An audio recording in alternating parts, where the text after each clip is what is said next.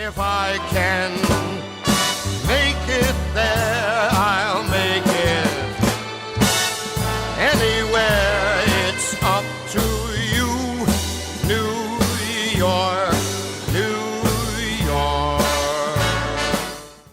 Dan Borowski and John Henninger are a couple of Buffalo, New York guys who met in college and reconnected when they both relocated to New York City in 2007.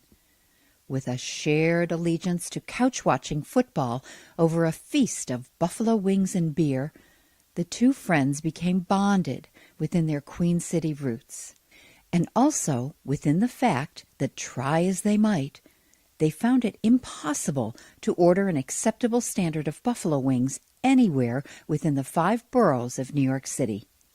And that's how Manhattan became the site of a buffalo chicken wing business, dreamed up by 2 guys on a couch. City of Buffalo and all the surrounding areas is where I was born and raised and identify with. Did you have any concept of your city when you were growing up? Did it mean anything to you in any way, or was it just where you were born and raised? In Buffalo, it's kind of hard to not have a concept of the city, especially in the early 90s when I grew up. The Buffalo Bills were all the rage.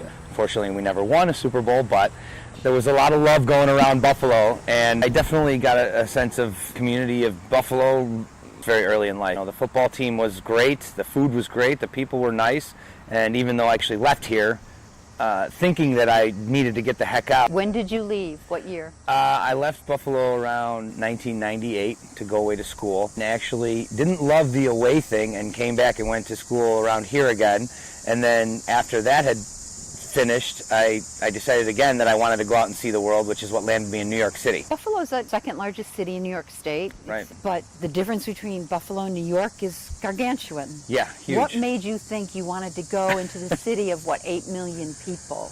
At the time, I had met my now wife, then girlfriend, and we both were living and working in Buffalo, and we both loved Buffalo, but at the time, you know, we didn't have any kids or anything, and we wanted to go somewhere where there was more action to just see what it would be like. Not really having any plan or any jobs or anything, actually. It's kind of a fun little side story. We packed up a U-Haul with all of our belongings and had barely enough for 1 month's rent, and we went down there and we got a tiny little apartment, and the next day I woke up and said, I'm going to go out and find a job.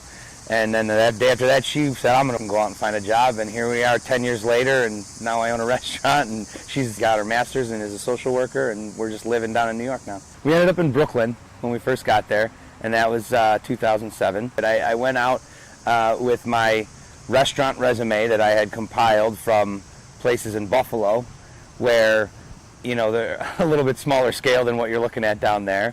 And I actually went way over my league and went into a bunch of fancy places because I figured, why not shoot high? The first place I went to was a real fancy seafood place, and the guy interviewed me, and he was saying, you know, tell me about this, tell me about that. I completely lied and tried to guess the answers. I think he said, tell me some kinds of wine, and all I could come up with was red and white.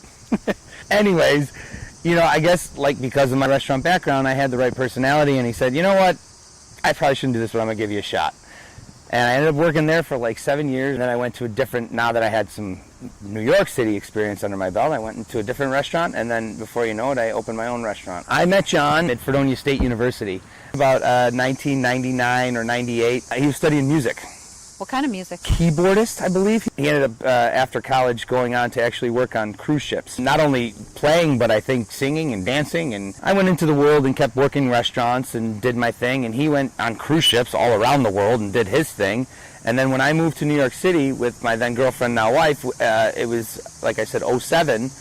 Randomly, he had moved there about the same month or two that I had. He was done with his cruise ship thing, and he wanted to settle somewhere. And he's a bit of a jack of all trades. He got a job on the cruise ship from a auctioneer to come and work in an art gallery in Soho. And doing what? Selling art. So he's just personable. Yes. Yeah. Well, he's a salesman. When we found out we were both in New York City without, like I said, I had my wife, but neither of us knew anybody there at all.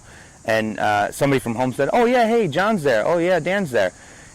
He called me, said, hey, let's hang out. I was like, oh, cool, man, all the way from Buffalo, Fredonia. Yeah, great. We started hanging out every weekend, watching football, eating chicken wings. Are you married yet? No, but I live with my girlfriend, and And we're... she was okay with this guy thing going on all the time? Yeah, and actually, it's funny because now that she always kind of remembers how much, John was around and we were guying out. I'm sure there were times where, he would sleep over way too many times. Well, you wife. got married, so Right. clearly it worked somehow. But did you ever think about coming home? Yeah, I mean, a lot of people were like, good luck in New York, but, the usual story is we'll see you back here in about a year or a couple months. Exactly. I personally never thought about coming home. Never once thought about, you know what, I've had enough, I just want to go back. Never once. I will tell you that my wife has probably thought it a million times, but I never thought it. Because, did you ever have to talk her off the ledge? Yeah, of course. And honestly, when it goes back to like, where did you get this idea, or this wisdom, or this whatever to do this?